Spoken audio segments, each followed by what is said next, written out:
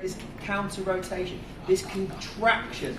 The reason why I get you to do it this way is because it means as I lean forwards, he can then push back against me.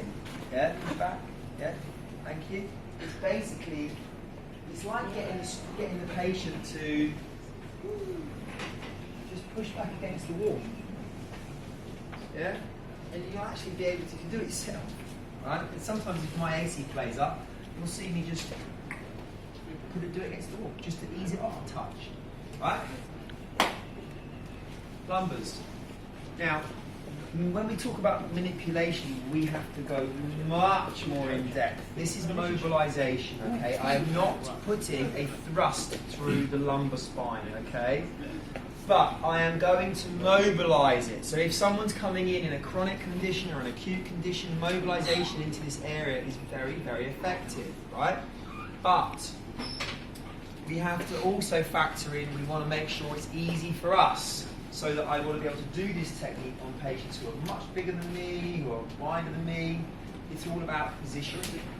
Now, I'm going to take her into flexion. We're going to have a little bit of femoral gapping, and we're going to have a little bit of side bending. I'm going to show you how I would do that in this position. Now, first things first, if I need to bring her further forwards, all I will do is I will place one hand underneath the bottom leg, one hand on the base of the lower back, and I just bring her to me. Yeah, so I can just slide her to me. Now, from this position, I'm going to take her feet, let me do all the work, lean her forwards, and I'm going to lock her onto my thigh. So her legs now are on my thigh. This allows me to work off the sacrum and try and get my landmark of L5. Unless she's one of the 10% who's got an L6, and then I've been totally thrown off, right? So, which happens. It's true, it's 10%. The most common spinal abnormality is an extra lumbar vertebra.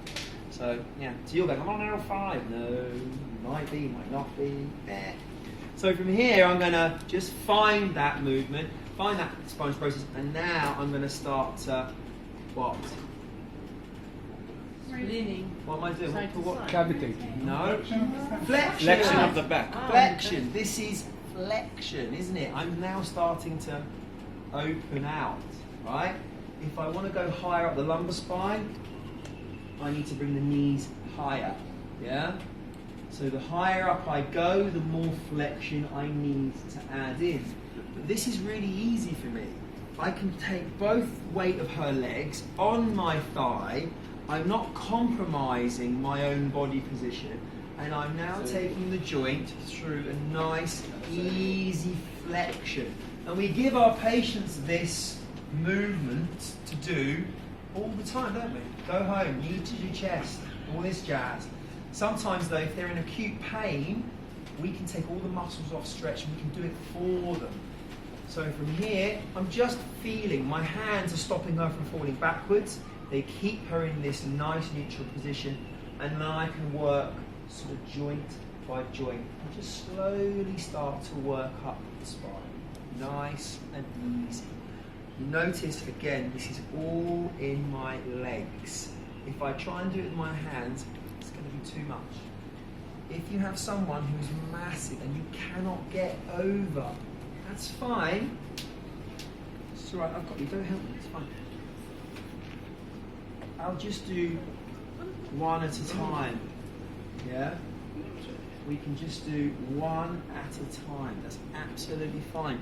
This is even, we'll use for the sacroiliac, so the SI. I'm not getting into the freaking movement of it, depending on where you've studied. Theoretically, I can lock into the SI with the ASIS and the PSIS, and I can start to posteriorize, theoretically, the anteriorized ilium, like this, yeah? Like so, and I'm just locking ASIS and PSIS together, yeah? So I've gone from flexion, nice and gentle flexion, into flexion, or reinforcing trying to posteriorize this ilium. If we wanted to add side bending, that's fine. But from here, I just change my stance. So it allows me just to control. And what I'm going to do is I'm just going to bring the legs up. Right? So I'm just locking. You don't. There you go. Don't do that. You want to move your head away from my booty, that's fine. Yeah? Just watching where your hands are going. So from here, I just lean back, creating side bending, or I just lean forwards, creating side bending. Exactly. Couldn't put it better myself. So we can just lean forwards and backwards. Yeah? From this position, I create a straight top leg. Sorry. Relax the arm over. And then how can we stand up? Now you're taking the piss. And And then I'm going to just lean forward. Oh, this is called a foraminal gap, isn't it?